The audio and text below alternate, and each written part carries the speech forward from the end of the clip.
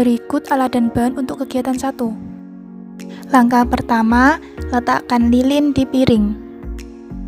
Kemudian, tuangkan air ke dalam piring, cukup untuk menutupi permukaan piring, dan berilah pewarna.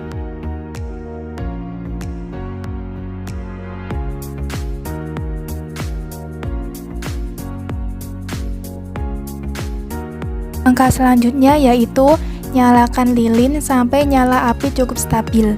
Terakhir, tutup lilin dengan gelas. Kemudian amati.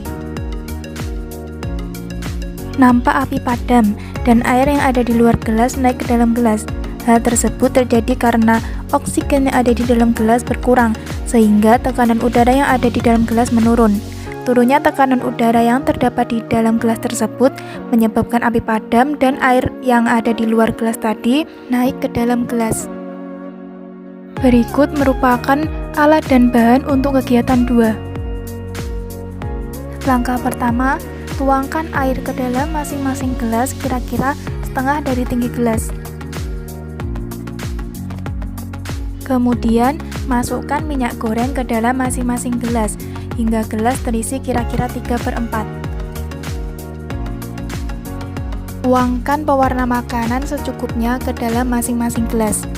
Selanjutnya, tuangkan sabun cuci ke dalam salah satu gelas secara perlahan. Sedangkan pada gelas yang satunya, tuangkan garam secara perlahan.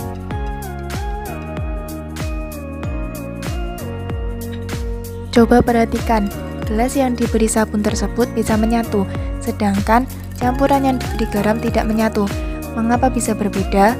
Air bersifat polar, minyak bersifat non-polar. Sabun memiliki dua sifat, yaitu polar dan non-polar. Sifat polar sabun mengikat air, sifat non-polar sabun mengikat minyak, sehingga pada gelas yang diberi sabun tersebut menyatu. Sedangkan pada gelas yang diberi garam, air bersifat polar, garam bersifat polar. Sedangkan minyak non-polar. Non-polar bertemu dengan polar maka tidak menyatu. Alat dan bahan pada praktikum selanjutnya yaitu kita membutuhkan susu cair, piring, cotton bud, sabun pencuci piring, kemudian pewarna makanan yang berwarna kuning, merah, dan biru. Langkah pertama, tuangkan susu cair ke dalam piring. Langkah kedua, tuangkan pewarna makanan di tengah-tengah susu cair secara berurutan, mulai dari kuning, biru, kemudian merah.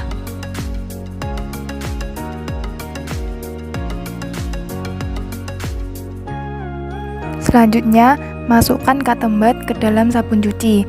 Kemudian, letakkan ujung cotton bud yang terkena sabun cuci di tengah-tengah pewarna makanan.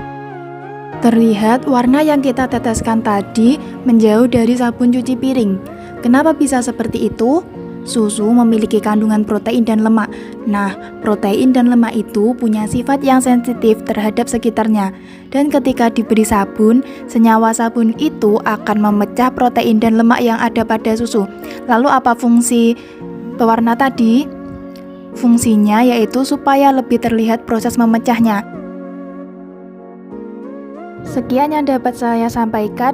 Wassalamualaikum warahmatullahi wabarakatuh.